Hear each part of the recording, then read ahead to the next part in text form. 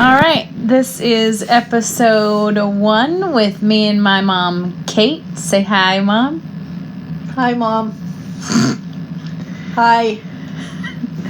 We are doing a discussion about Margaret Atwood's The Handmaid's Tale. And for the first episode, we are going to be discussing chapters 1 through 3. So, that being said, we also have to start this off with a warning because all of the stuff in this book is pretty heavy and we are not going to shy away from it. We are going to talk about stuff. So, trigger warning for anyone. This is it. Do we want to discuss anything in the introduction? Because I did highlight some stuff. Go ahead and talk and I'll look at what I've got here for anything important. Okay, well, in the introduction, she just talks about, like, where she was when she was writing the book. And I found it interesting that she said, if I were to create an imaginary garden, I wanted the toads to be real. How she discussed that she wouldn't put anything in the book that had not already happened in real life. One of the things that I noticed on page XV or 15, the part I like is, why do we never learn the real name of the central character? I have often been asked. Because, I reply, so many people throughout history have had their names changed or have simply disappeared from view. Why did you like that one? Because I want to do a non-religious Joan of Arc book about the Vatican people who do bad things to a lot of women and men and boys and girls and horses and plants. Plants? So to me it's plants. Yes, the herbs and stuff. What do they do that's bad to the plants? They probably, like nowadays when they burn marijuana and stuff, it's the same. You know, they destroy the plants or the cauldron with the herbal liquid in it, that kind of stuff.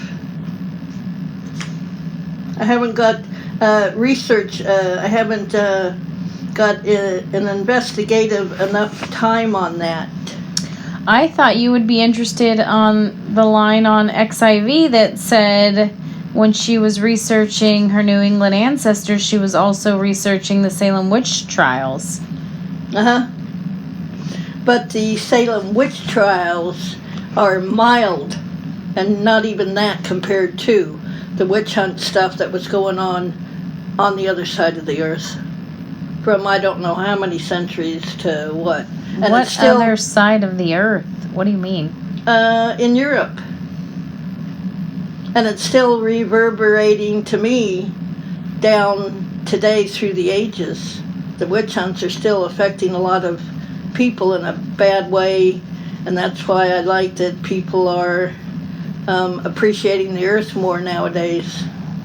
Okay. I also chose a spot on XV where, right before what you said about why we never learn the real name. Right above that, she said, within this name is concealed another possibility, offered, denoting a religious offering or a victim offered for sacrifice. And here I wanted to talk about the fact that just that religion is dangerous because they hide stuff under a pretense. Mm-hmm. You don't have anything to say about that? No, there is. No, not what you said, but there is one, but it's a little bit longer. There's a shorter one on XV1, down at the bottom, last paragraph, and part of that paragraph it says, I'll just read part of it. They are not an afterthought of nature. Mm-hmm. They are not secondary players in human destiny, and every society has always known that. That's funny. Women are interesting and important in real life. Yep, that's what I highlighted, because women are interesting and important. We are not an afterthought of nature. We are not secondary players. I like that we both thought about that. So I got one more, but it's a longer text. Okay. Same page, XVI, or 1, second paragraph. I'll just read most of it. Although it was only a television show, and these were actresses who would be giggling at coffee break, and I myself was just pretending, I found this scene horribly upsetting. It was way too much like way too much history. Yes, women will gang up on other women. Yes, they will accuse others to keep themselves off the hook. We see that very publicly in the age of social media, which enables group swarmings. Yes, they will gladly take positions of power over other women, even and possibly especially in systems in which women as a whole have scant power. All power is relative, and in tough times, any amount is seen as better than none. Some of the controlling aunts are true believers and think they are doing the handmaids a favor. At least they haven't been sent to clean up toxic waste. And at least in this brave new world, they won't get raped, not as such, not by strangers. Some of the aunts are sadists, some are opportunists, and they are adept at taking some of the stated aims of 1984 feminism, such as the anti-porn campaign and the greater safety from sexual assault, turning them to their own advantage, as I say, real life. So that's it for the introduction. What about it? I agree with what the author is writing. Okay. So I don't usually add stuff, and I'll let you know when I pencil in something in the margins on the pages for the listeners there. I also chose something from 17, page 17, was that the control of women and babies have been a feature of every repressive regime on the planet. Yep. And who's profiting by it? It's never no one. It's never no one. And that's my point about religion. I feel like religion is just a big money-making scheme to control people. So they tell you you're allowed to do this, but you can't do this because it fits with their narrative. So you said that religion is the one about trying to control people? I was distracted. Yes, that's what I'm saying. Yeah, I that religion is used to control people, but it also makes a shit ton of money. Yeah. Yeah, and they get a lot of property and all kinds of things we don't know about. And so how she's talking about, she's not really saying that Handmaids is anti-religious, but she's saying she pulls things from that. She pulls the iconography of the women wearing blue, like the Virgin Mary, the handmaids wearing red, like blood, or like Mary Magdalene. And how, they stole a lot of the clothing from religions. And I have a quote at the bottom where Offred says, she talks about how Offred had her own private version of the prayer because she refused to believe that this regime was mandated by a just and merciful God. And I know that there are people that believe in religion and they believe it to be good. Ouch. I'll be right back. I'm in the middle of a thought. How do I pause it?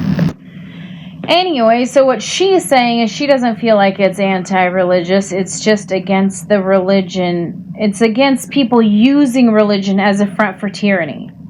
You know, people using religion for their own ends. Perfect. Exactly. That's the way I feel about it, that it's not a positive thing, that you shouldn't, the Native Americans, some of them have a saying of, each man can decide for himself how his life is going to be.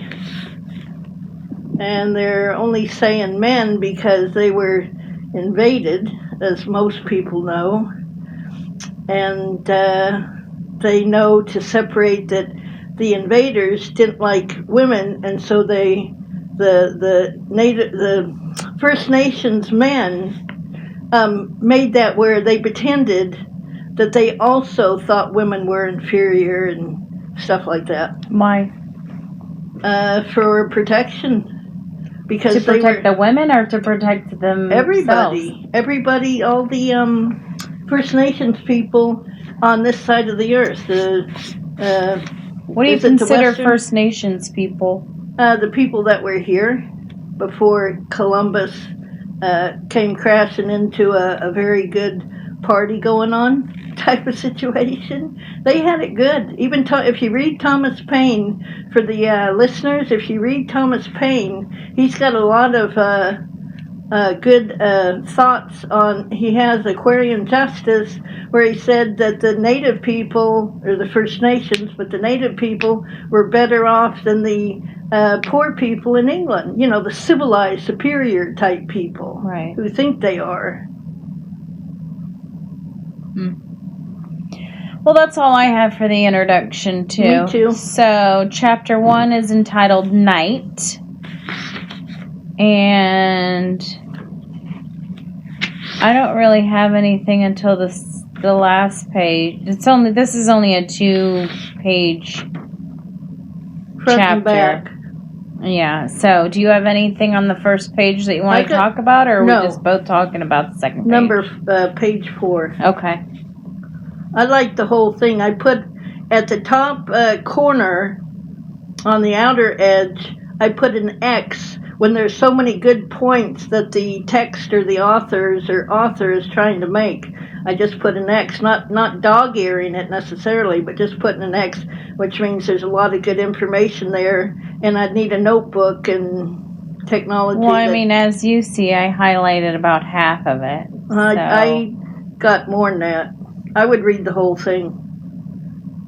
Okay, well, I don't know how much. I don't think we're allowed to read full pages. Okay, then can I go first? Sure. Because this has to do with parallel prison guards, I assume. I never did the big house type jail time, but I did, small city jails or whatever for DUIs and whatnot. Okay, so this is just one paragraph, and it says, "No guns, though. Even they could not be trusted with guns. Guns were for the guards, especially picked from the angels. The guards weren't allowed inside the building, except when called, and we weren't allowed out, except for our walks twice daily, 2 by 2 around the football field, which was enclosed now by a chain-link fence topped with barbed wire. The angels stood outside it with their backs to us," and that's an important partial sentence right there. Absolutely. "They were objects of fear to us, but of something else as well. If only they would look. If only we could talk to them, something could be exchanged. We thought some deal made, some trade-off. We still had our bodies. That was our fantasy." So to me, it's the whole page, but that's the special part. And to me, it compares to prison guards, which I don't know that much about at all, because I did very little jail time. Anyway. Well, I feel like I think that part's important, like you said, with they have their backs to you, and they're somebody to fear, but also like just if you could just get them to look at you, if you could get some kind of micro expression out of them, that maybe if you just said the right thing or did the right thing, they would help you out. They would give a shit, but they don't. They can't. They're not allowed to, because something bad would probably happen to them. Right. But for you listeners, I have not. Nicole's mom, Kate, has never read the books, and I haven't watched the movie yet either. Show? Oh, show. It's like a 6-season show. Oh, I thought it was just a limited series or whatever. No, it was like 6 seasons. Wow. And now they're starting the second book as a series. Oh, cool. So do you know if she's going to do a trilogy? I don't think she's going to do a trilogy. Nicole doesn't like my, not punctuation, my pronunciation. Because you only speak one language, and you should know how to say words. But I was born and conceived in the Netherlands, so I was surrounded early on. Still spoke English. Yeah, it's called American to me. They a long time ago they split from England, and that's why we have the Declaration of Independence. I'm fine with saying we speak American, but we still. Yeah, people. You still only speak one language, so you should be able to say trilogy and entrepreneur. Entrepreneur. Exactly. Anyway, I digress. Did you have anything else to say about chapter 1? Nope. I thought it was interesting that they learned how to lip read. Oh, and they exchanged names. Because my mom, I think that she read lips more, because all the hearing aids she's ever spent money on over the years didn't work at all. And so she had to learn how to judge, how to assess people. And one short version of a story in regard to my mom, this is important to me, is that she had gone to a bank because she likes staying at home, and this is the reason why. I was next to her to try and help her hear the teller and stuff, because she's more deaf and I'm hard of hearing. And so anyways, I think it was a woman teller, doesn't matter, but it was a woman teller, I think, and she would not pronunciate properly, and she would not be a little bit louder in her voice. Enunciate. Oh, enunciate? Oh, okay. Enunciate. And so that, to me, is why my mom stayed home a lot, because she could not handle going out there and people being rude to her. I wonder if she would have got a cochlear implant. A what? A cochlear implant. Oh, is that like eardrums and stuff? No, it's like, I don't exactly know. It's like some kind of thing they attach to your ear for deaf people so they can hear. I don't know how it works. Well, I would have discouraged her from that, like going to the dentist. Well, that's stupid. Well, once you get to know me, you might understand more about stuff, you listeners and Nicole. Yeah, that's not going to happen for me. Chapter 2 is entitled Shopping, and so right before I read this chapter, I had to buy some stuff. What kind of stuff? Oh, shopping! I wasn't paying attention. I bought $100 worth of socks. I'm doing stuff, going through my wallet and stuff. So, yeah, shopping, okay. And then today... We're not talking about today. Don't fucking narc on me in our first podcast together. That's fucked up. I mean, my husband ain't gonna watch this anyway, but somebody's gonna tell him maybe. I thought you were more worried about your mother-in-law. quit. Shut the fuck up. This isn't a personal thing. All right. So what do we do? Chapter 2. Okay. I'm going first. No, I'm just saying I have written stuff on I there. literally highlighted the first fucking sentence. I don't have anything there. I just have this here. Okay. Well, I highlighted a chair, a table, a lamp. They've removed anything you could tie a rope to. And then I highlighted at the bottom where it says, does each of us have the same print, the same chair, the same white curtains? Government issue? Like the kind of sort of, if anybody's ever watched the movie called The Island, it's similar to what she just read. Is it? Yeah, they did the certain stories of how they were born instead of being created in a laboratory or setting or whatever. They were implanted with when they had eyeballs. The people in these big egg sacs or whatever would there would be like a monitor in front of them and saying, this is what your life was like, and they don't know it because it's subconscious because they're not adult yet until their sponsor or whatever needs a part, like a liver. That's right. Right. That was about like clones. So what do you have for the first page?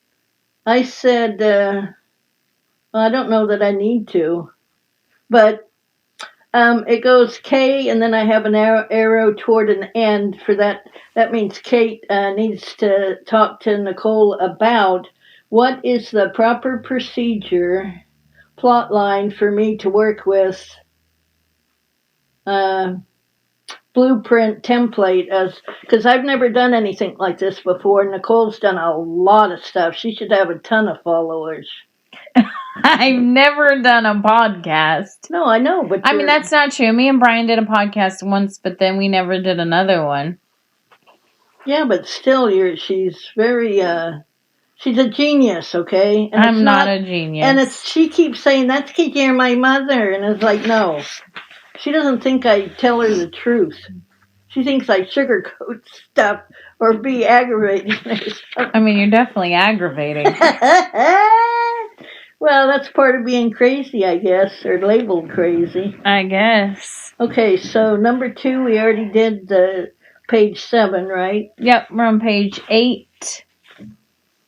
I have some stuff at the top. You got anything going on? Nope. All right. I highlighted, I try not to think too much.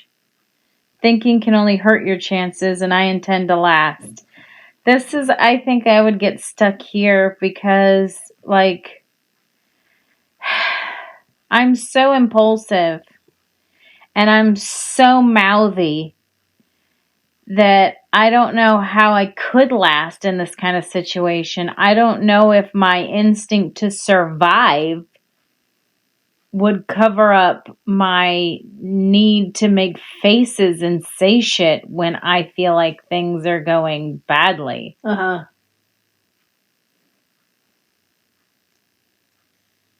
So I didn't sometimes, I had a problem. I wasn't sure when you were quoting part of the book and when it was like your opinion or your experience or whatever. So that's just on me.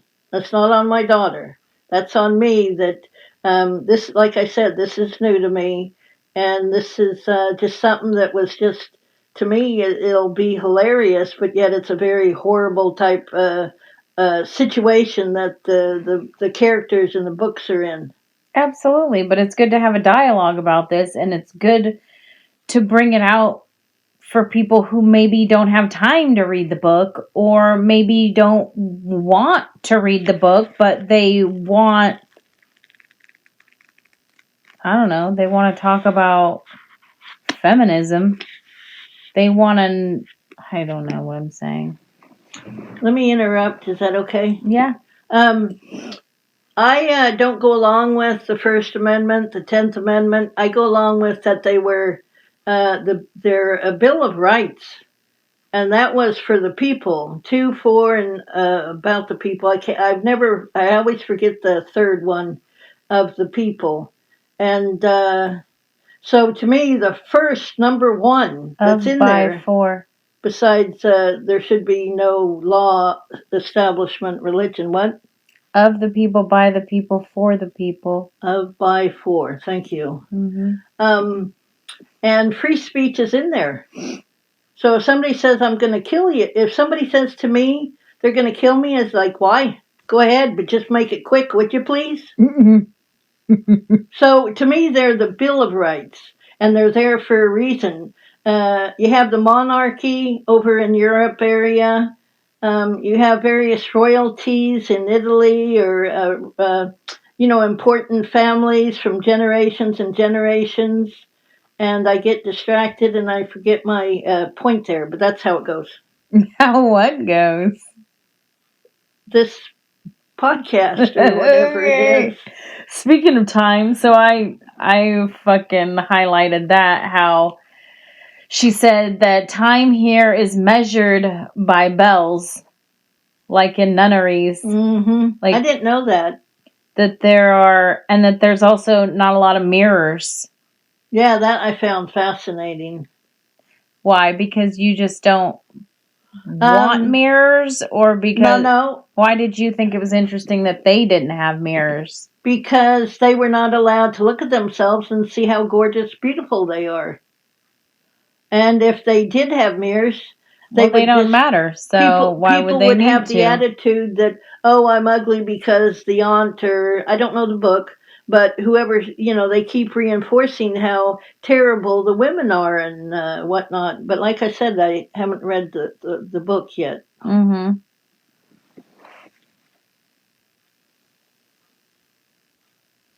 I also highlighted this because I think it's fucking important, is that she said, everything except the wings around my face is red, the color of blood, which defines us. Because as a handmaid, that is what defines you. Can you have kids? Can you produce? Are you a useful woman? Oh, can I interrupt? Absolutely. Okay. This is a dialogue. This is private stuff, but I guess it's going to be public. Sure is. And I had Nicole, and if I had to have a kid, I used to tell people I'd still do it until I'm dead, that if I had to have a kid, I'm glad I had her. And I got pregnant twice, had an abortion the second time, because the welfare department, the AFDC, the Aid to Families with Dependent Children, was only going to give me $50 more a month. And I was paying full rent. They didn't tell me about Section 8 or nothing. Wow. Yeah. And so I had an abortion. And I don't regret it, but I would just hope that it was a boy. Because I wanted a girl and a boy and see how well I did. And you know how the firstborn you mess up, and hopefully the young man would turn out okay. Ah, I see. The son. I see. But instead I got a good son-in-law and a good grandson. So I'm happy with the situation. Yeah. I have also had an abortion. But that's not something we need to talk about until I feel ready for that. Like, never. All right. So the next page I got, she's going through the house or whatever, and she's talking about, like, there's a sitting room, but when she's in the sitting room, she never gets to sit in the sitting room. She's only standing or kneeling in the sitting room. And I think that's where some shit goes down, but I can't remember exactly because it's been a minute since I read this book. Well, I don't like that it's called the sitting room and they're not allowed to sit. Yeah, that's always been a stupid thing. And then I also wrote down about how she feels like she's a parody of something, that she's like a distorted shadow of herself, and she's descending towards a moment of carelessness. Mm-hmm. I'm going to go off on a tangent because that's exactly what I do. But I always try and remember my point, thanks to some ex-boyfriend. He always goes, what's your point? And it was like, I just told you I'll get to it. He's the type that apples and oranges are different, and to me they're food. They're the same damn thing. But I understand the apple tastes different when you bite into it if you have teeth.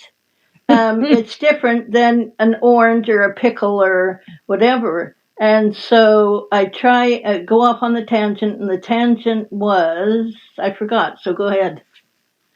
But what? It doesn't matter. Okay. Yeah. I might do it in chapter 16 and go. Okay. Yeah. So she's going through the house still, and she goes into the kitchen because she's smelling. And who is this? This is Offred. It's just like, does she introduce herself? I can't remember. Like on night on the first chapter, does she? I don't think she introduces herself. I mean, it's the last name that's said is June's. Introduction is for. But of course, Margaret Atwood says that she didn't plan for that to be her name, but it is the last name said. Okay. Gotcha. And no, she doesn't introduce herself. Okay. But it's in the introduction a little bit of how the author is and how she put off for a long time, which could be a day, it could be 10 years. She put off for a long time in her essence, her body chemistry, her essence of actually starting to write something that might irritate a lot of people or some people. To me. Yeah. I mean, she was there when the Berlin Wall was still up when she was starting to write this. Mm-hmm. I mean, it was still crazy fucking time then. Uh-huh. She was in there. Mm-hmm. So the do you Marthas. Do anything from here, or does that come later? No, that's just. Okay. We already passed it. Okay. Well, you can always. I did write that she's like so descriptive.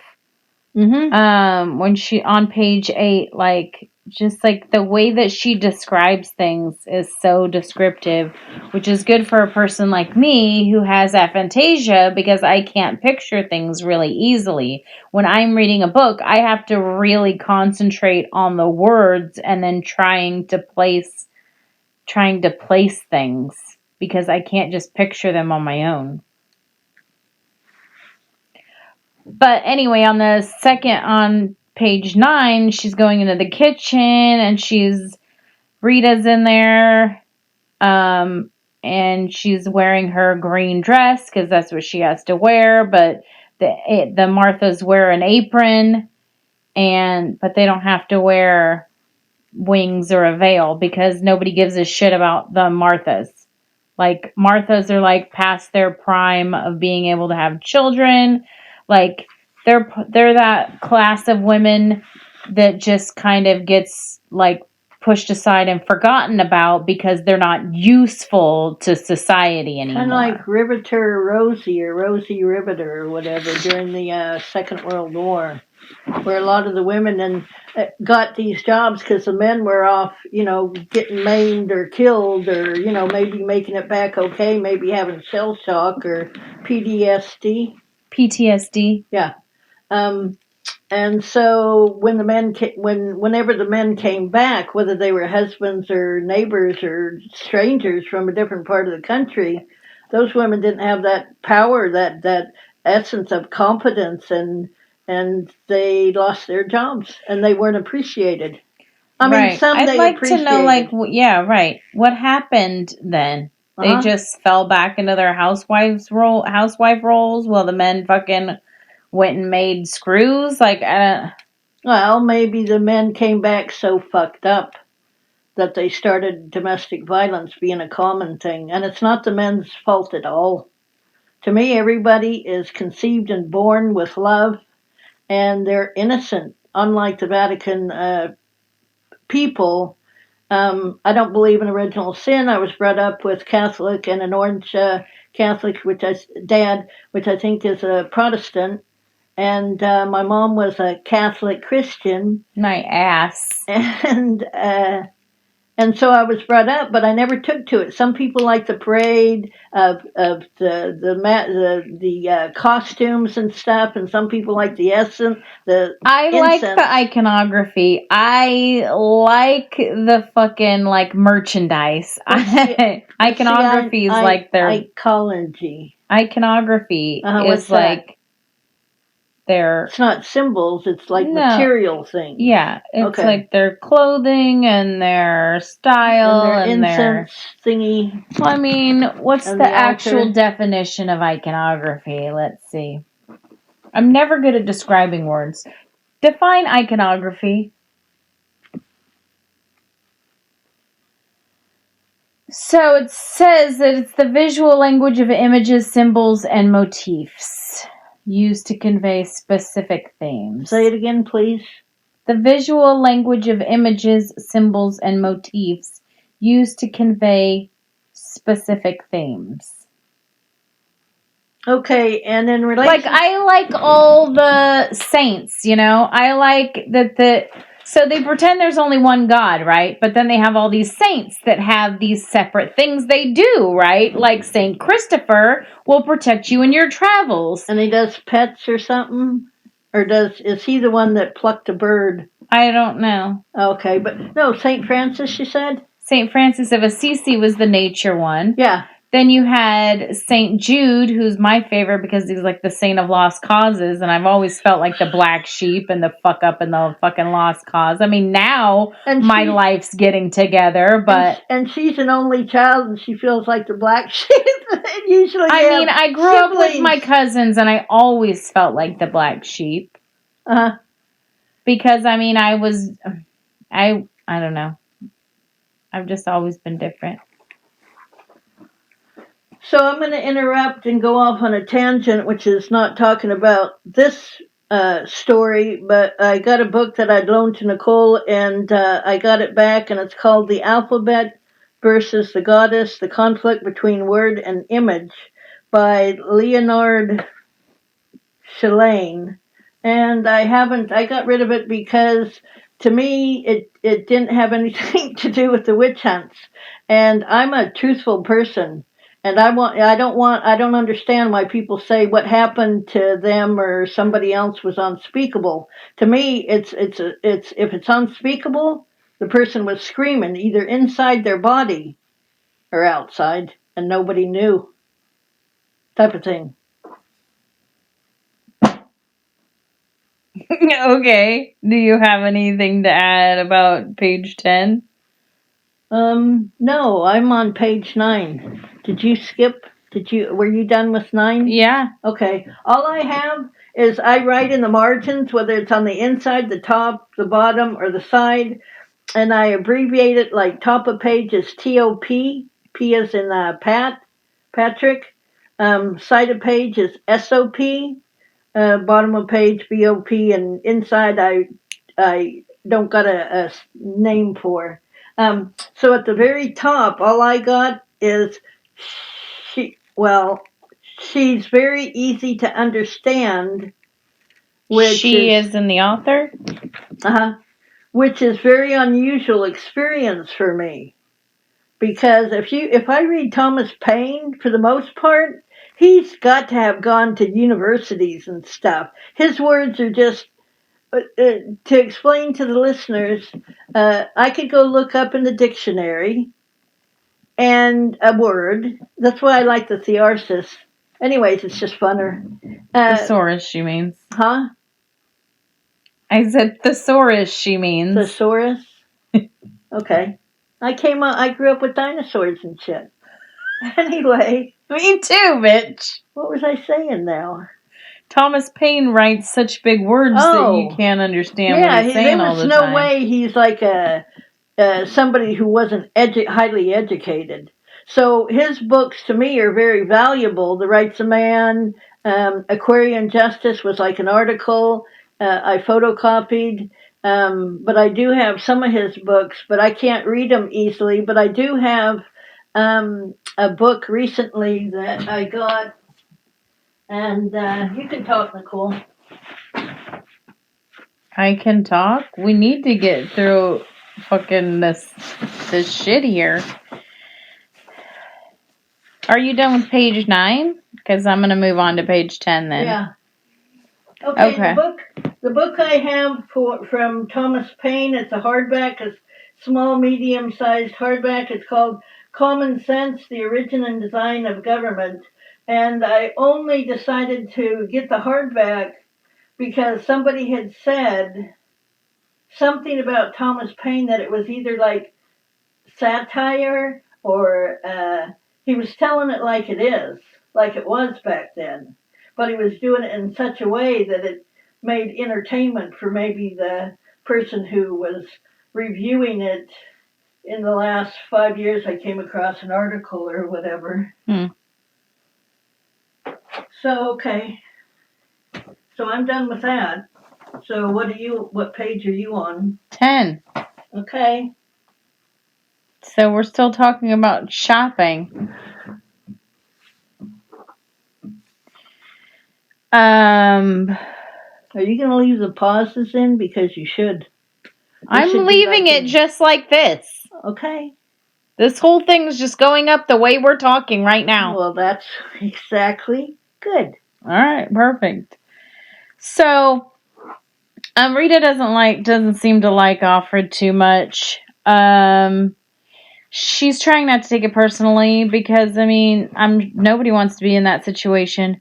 But it's not personal. It's about the dress. It's about what the dress represents. It's about red, and she's like, she hears Rita and the other Martha talking in the kitchen about how, like, she would never debase herself to be a handmaid. Oh, I remember that part. She would rather go to the colonies, and clean up the waste instead of being a handmaid. And it's easy to make that decision when that's not what was presented to you. Mm-hmm. And then later on, she's like, it's better her wearing that dress than me. And then she said, their faces were the way women's faces are. When she came in the room, then she says, their faces were the way women's faces are when they've been talking about you behind your back. And they think you've heard them. Like, embarrassed, but also a little defiant, as if they were right to do so. So whoever gets stuck with office politics, I would suggest the movie Office Space. Yeah, that does not help me in everyday politics. Hilarious to me. It's hilarious. It's an amazing movie. And so is Extract. I like Mike Judge. But, it does not help with everyday office politics. Well, I don't know, because I usually did... That is the worst part of my job. I was like a token female for outdoor work. That we can get into later, a different time, or it could be a text, or however. Do you ever put like comments and answer comments and stuff? The last time I talked to somebody in the comments, he got all fucking... Yeah, exactly. He's trying to tell me how to run my own channel, and I was like, fuck off. And he was like, well, I just thought you'd want to make your channel better. I'm like, bitch, it's my channel. I'll put in whatever the fuck I want. If you don't like it, unfucking subscribe. So don't fucking come in and try to mansplain how to run my channel. I don't give a fuck.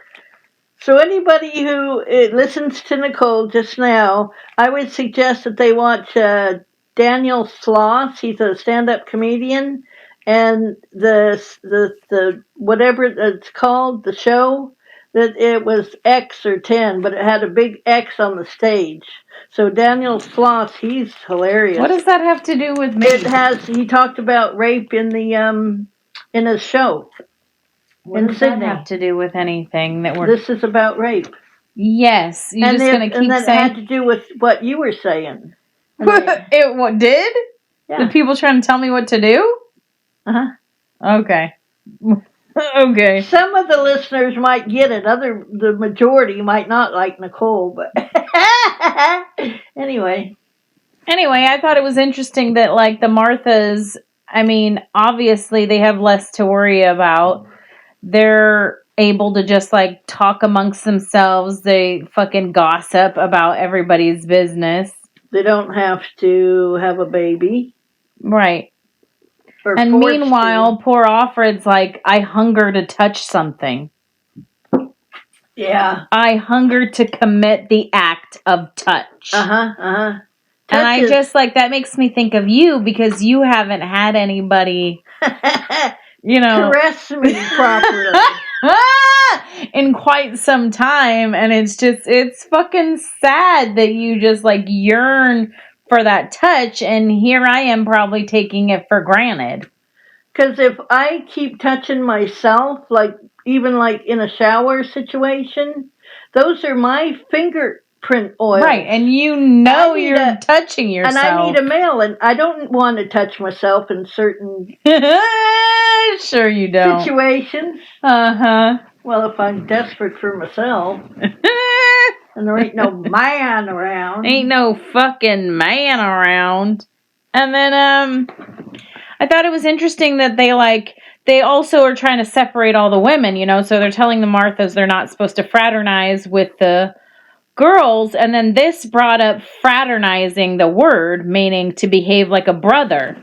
And she was saying how her husband told her that, there's not really a word that's like that for sister unless you want to say sororize, which is a horrible, stupid word. But I thought it was interesting because her husband is like you, and he likes knowing the details and the origin of the words, like you do. Like me, you always want to know where that word came from. Well, I should have been an artist, but it wasn't to be. So I'm an artist with words. So, did you have anything to add about that? Yep. Okay, what do you got? Nicole has to do the proper pronunciation for me, but it's called misogyny. Misogyny, that's right. Okay. I know. Can't do internupitor, but yeah.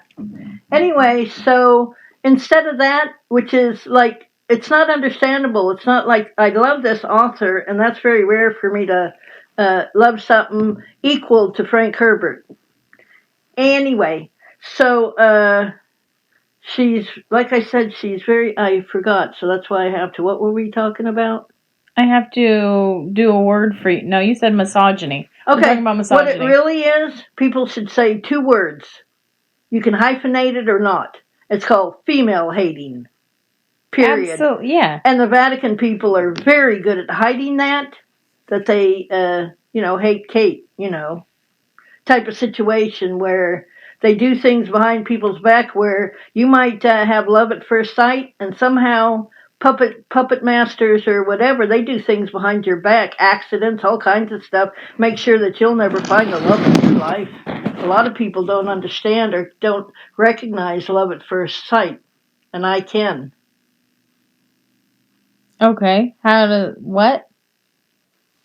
What? What does love at first sight have to do with the book? Anything we're talking about? Oh, because I go off on tangents a lot, and if you listeners, stay tuned for the next, channel, next however that goes in the old days, where stay tuned. Next episode? No, that's modern. Anyway, so you'll get to understand more of how me and Nicole are. That we love each other very much. And even though me and her do mean things to each other emotionally, the love does not dissipate at all. Not at all. It's full-bodied love that me and Nicole have. Are you gonna cry right now? Why can't I? Stop it. Well, I just have a little liquid in my eyes. It hasn't spilled over yet. Just so you guys, just a little fucking, You people, or folks. No, I say guys, don't change the way I fucking talk. I'm just saying for the listeners, it's guys and gals. No, I hate gals. I hate that word. That's a terrible, stupid word. All the words for girls are fucking lame. We have the lamest words. I don't think so. We need our own words that aren't lame. Anyway, go ahead. Well, I don't remember what we were talking about.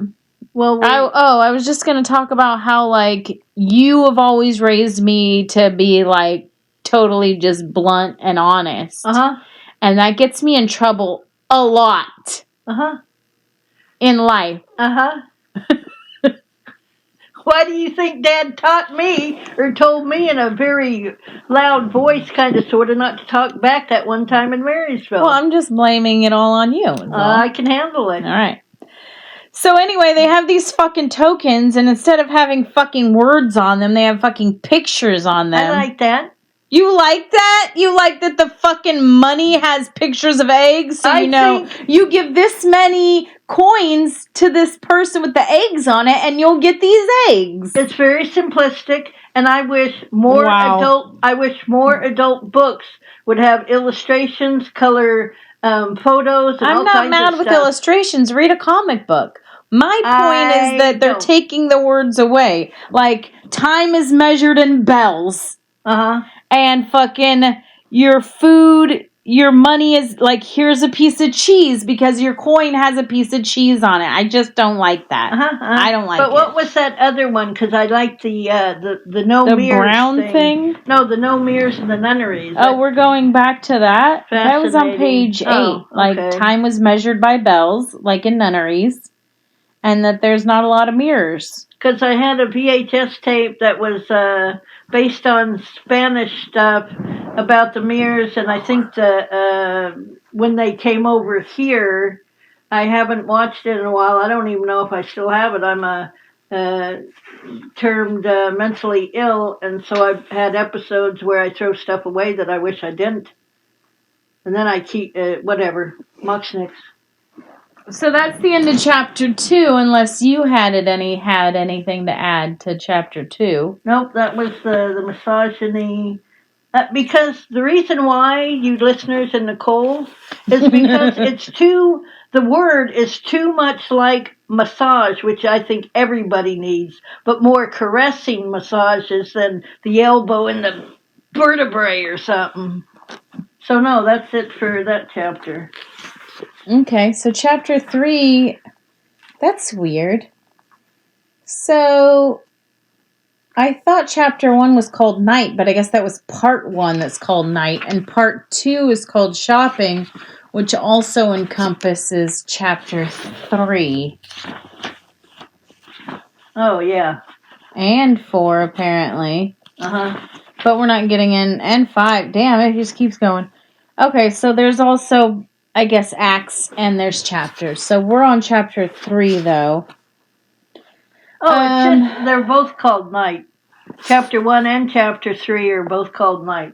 They just have different page numbers. What? On the content page. What do you mean chapter 1 and chapter 3? They're both entitled Night. In between the shopping.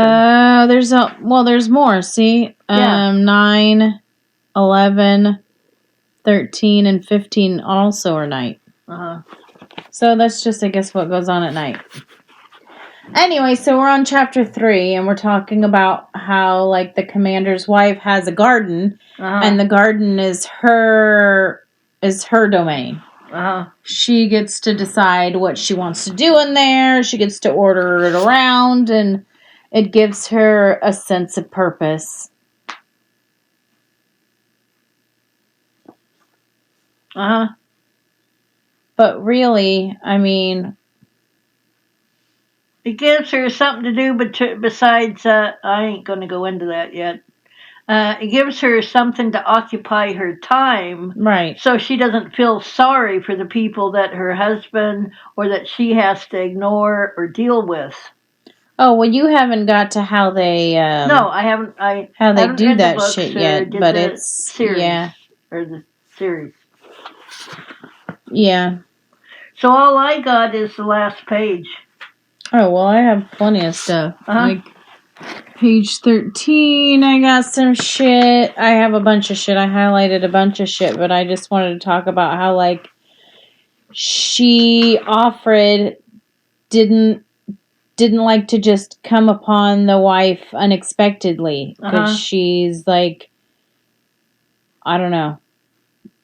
She obviously feels some type of way about the wife, although she hasn't even looked at her yet. Like, she's saying how she envies her because she gets to knit, but then she's thinking, oh, well, are they even really knitting? Are they giving these scarves to anybody? Or is it also just pointless busy work that they then unravel and give to somebody else to do it? Mm-hmm. And then also, like, I feel like it's important to note that the commander's wife, so the commander's wife is like the leader. Like, the commander is the one in charge. And his wife is not just making everyday patterns for her scarves. She's like, doing eagles and fir trees and like boys and girls on her scarves, and not just like a simple ass pattern, because she wants a challenge, because she's, sort of, she has a lot of power of being the commander's wife, Exactly. even though women have no power in this society. Right. And then, like, she talks about how, like, the wife just sees her as a necessity, but not as a person, really. She's just somebody there because she can make babies. The wife? Oh, yeah, huh? Offred. Oh, okay. Like I said, Nicole's read the books, and you've seen the movie, right? Or, I mean, have you seen all the 6 seasons? Yes. Oh. Well, so I'm coming from ignorance, and Nicole's coming from experience. So that's how it works. So I have to stop the thing, in a sense, where Nicole was saying, in order to ask her, is the commander, like, is each county or whatever have a different commander, or is he like the head, like Donald Trump, who's president of the United States of America? I'm fairly sure. Now I don't exactly remember, because now I'm thinking of the show, and I know there's more commanders. So I think it's maybe like a governor type of sitch. Okay. I'm not exactly United sure, Nations but I or know there's anything. more than one commander. But Okay. the commander has a district or whatever. I don't know exactly. Okay. I got you. Thank you.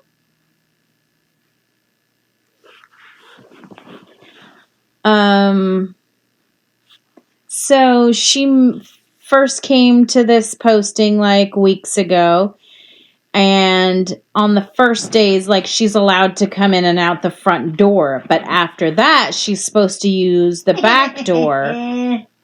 But also, it also says, like, once things are settled, then she either will be using the front door all the time, or she'll have to use the back door all the time. And how Aunt Lydia really is lobbying for the handmaids to get to use the front door, because as a woman who is able to have babies, she has like this position of honor, and she should be respected as such. Not just seen as the help in the back, like the rest of the help. Mm-hmm. Since she's doing this honorable thing, she should be allowed to use the front door. Right. So, speaking of doors, I'm a movie fan. That's a long story. Anyways, so another time. The movie I would recommend about going in the back door, having to go to the back door, the back of the bus, etc., ad nauseum, is The Help. That's an excellent female and male, or kids too, movie to watch. That would help you with the book, maybe in understanding front door versus back door entries. This is all sounding sexual now, so let's move on. So you got somebody, I don't. When she comes to the door for the first time and she knocks on the door, or she doesn't knock on the door, the guardian rings the doorbell. But like she's expecting to be greeted by a Martha from the kitchen, and instead she's greeted by the actual wife. And like she's probably scared shitless. I'm sure. Because the wife's just like, oh, you're the new one, but she doesn't move out of her way. She's like just blocking the way, and like obviously just like telling Offred right now, this is my house and you can't come in it till I say you can come in it. Yeah, regional housing. Because, this is her house. Right, that's her domain. Gotta have and some then power. So on the next page she's like, well, you might as well just come in, and she turns her back on her, and then she just walks down the hallway. And she's remembering her time from back when she was with the aunts. I call them aunts, whatever. Just that like she has Aunt Lydia's voice in her mind telling her, hey, don't speak unless they ask you a direct question. Try to see this from their point of view. It's not easy for them either. Uh-huh. And that reminds me of one of my old mentors who always tried to tell me that, like, try to think of it from their point of view. How would you feel if someone approached you in this manner? Like, you need to think about how that would make you feel and maybe come at that problem from a different angle. Mentor in what sense? Work-related or school? How does that matter? Just a mentor in life. Yeah. I just like to... I'm a curious person. person. It's work-related. It's Kimmy. Anyway. Okay. And then, so she's like standing in front of the wife, and like she sees she has a cigarette. Now, cigarettes are not allowed. Cigarettes, like, you have to get them from the black market. So this gives her a little bit of hope, like, okay, so this woman might be able to bend the rules. But then she's thinking like, but what do I have to offer? Like, she has nothing to offer her in exchange for anything, really. No power play type. She has no power whatsoever, Offred. Right. She's pushed around. And then so they kind of have a little sit down, and the wife is saying like, oh, this is your second posting, isn't it? And Offred's like, no, actually, this is my third. And then the wife says, well, it's not good for you either then. Like, because they've had a lot of handmaids, and now this is her third spot. So it's kind of like a last ditch effort for both of them. Like, she needs to have a baby here. The commander needs to have this child. And like, otherwise, like, it's bad for all of them. Uh-huh. Because obviously this means what? That he can't even sire children. And it means that she is obviously doesn't know her place because she keeps getting moved around. Yeah. And so, like, she offers her to sit down, so they have a conversation, and she's saying that she didn't want to, like, look around the room. And then there's like some foreshadowing later where she says like she would have more than enough time to take in everything that's in the room. But right now she was just not even looking around. She was just like in the commander's presence, trying not to look at her. Uh-huh. I just love every word of this author. It's the nuance. Nuance? Where it's kind of... Nuance. Yeah. See, that's why... It's Nicole and me. And Nicole. And then I freaking like highlighted the entire last chapter, or the last couple paragraphs. I don't think I want to read it all. On page 15 at the bottom. But I thought it was important that the commander was like, I don't want to see you very much, and I expect that you don't want to see me very much either. So let's kind of separate. And then, of course, Offred didn't answer because if she said, yes, I want to see as little as you as possible, that would be insulting. And if she would have said no, then she would be contradicting the wife. And so she's like in this place where she's just keeping her mouth shut and she's trying to feel out the new place that she's in. And the wife's like, I know you're not stupid. I've read your file. This is a business transaction, but if you give me trouble, I'm going to give you trouble. Do you understand that? And Offred's just like, yes, ma'am, and then that immediately gets her into trouble because then the commander's wife is like, oh, don't call me ma'am. Okay, well, what am I supposed to call you? I'm supposed to call you a bitch? In my head or Miss out loud? Commander? Like, what do you want me to fucking call you? Yeah, I like that part. I know you aren't stupid, she went on. Yeah. So I kind of just have less than, I just have this one little bit on page 16. Where? I have shit all over the middle, page. Okay. Let me do mine then. Go ahead. Well, I'm going to be reading, so I'm still listening. The first paragraph at the top, she talks about how she wanted to think that she would have liked her. She wanted to think that she would have liked this person in another time and place. And then the commander's wife is like, and as for my husband, you need to remember that's my husband, Like, yeah. I fought so that I would get to keep my husband. Like Dolly Parton. And then that made her remember where she had seen her before. But I'll let you go ahead because yours is a little higher than that.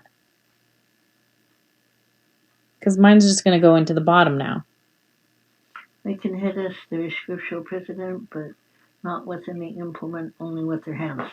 Okay, the only thing I do is I marked an X and then it's hard, an asterisk. That's how I mark certain passages that I usually do, like first paragraph, last paragraph, 10th paragraph, whatever, and then I do the number of lines. I might only want the number from 4 lines, from the 4th line to the 10th line out of a 20 long line paragraph. So all I have is an asterisk, and this is what it says. She probably longed to slap my face. They can hit us. There's scriptural precedent, but not with any implement, only with their hands, and that's all I got for that. What do you got for that? How do you feel about that? Just what it said. I like I said, Nicole. You like that they're allowed to hit their handmaids? No, I like Margaret Atwood's writing style. I do too. Yeah, I think she's fantastic. Like I say, I put her on part of Dune, Frank Herbert's work. And Frank Herbert, I love him. Too bad he's dead, but he's no more books, but except for through his son. Okay. So anyway. Winding down or not? Yeah. So like I said, when she said it's one of the things we fought for, being able to be like, this is my husband and I need you to know this is my husband. And then that triggered Offred to remember where she had seen her before. Oh, yeah. And how, like, the first time she saw her was on television. She was like 8 or 9. There was this woman singing hymns and her name was Serena Joy. Oh, yeah. And she had the fucking power to smile and cry at the same time, while having 1 or 2 tears sliding gracefully down her cheek. And then that's when Offred knew, this bitch sitting in front of me is Serena Joy, and she was a lot worse off than she thought. Offred herself being in front of Serena Joy, who was like the Benedict Arnold to the females in this movement. She helped create this movement. The greatest actress ever in her lifetime. Maybe. Yeah. No, I mean, that's just a thought I had. But that's the end of chapter 3, so that's all we're going to get into today. So what'd you think? I mean, that's some mild shit that just, we haven't really got into anything fucking crazy yet. I'm just fascinated by the writer, Margaret Atwood, and I'm fascinated and intrigued and joyful about me and Nicole being able to do this at this time in my life. I think it's going to be fun. It's going to be fun. I mean, even though it's a horrible situation, some stand-up comedian said something about, Daniel Sloss. He said something about it doesn't have power. If you can laugh about it, that temporarily Takes the hurt, away, yeah, takes away the hurt, and you can laugh and then go back to grieving and being pissed or whatever mode comes. Yeah. So, I guess is that how we're going to end it? That wasn't too long. Sounds good to me. What time? I mean, just a little over an hour. Yeah. Oh, that's awesome. Right. So should we stick to 3 chapters or go for 5? Because you read ahead. I mean, I only read 1 chapter ahead. The problem is, like, some of this shit I think really... we should kind of go by, like, this thing, and then it has, this is but like they're different. No, I know. Do you want to go by acts? Yeah.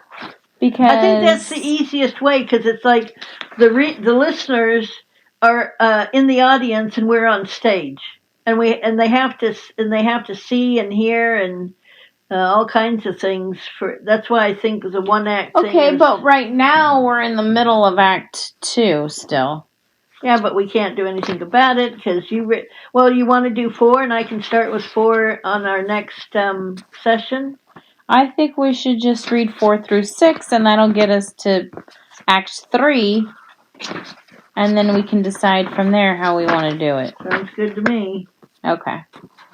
All right. Anyway, thanks for listening to our first podcast about chapters 1 through 3 of The Handmaid's Tale. Appreciate your time. Yeah. So, hopefully you like this. If you do, like and subscribe. All right. Toodaloo.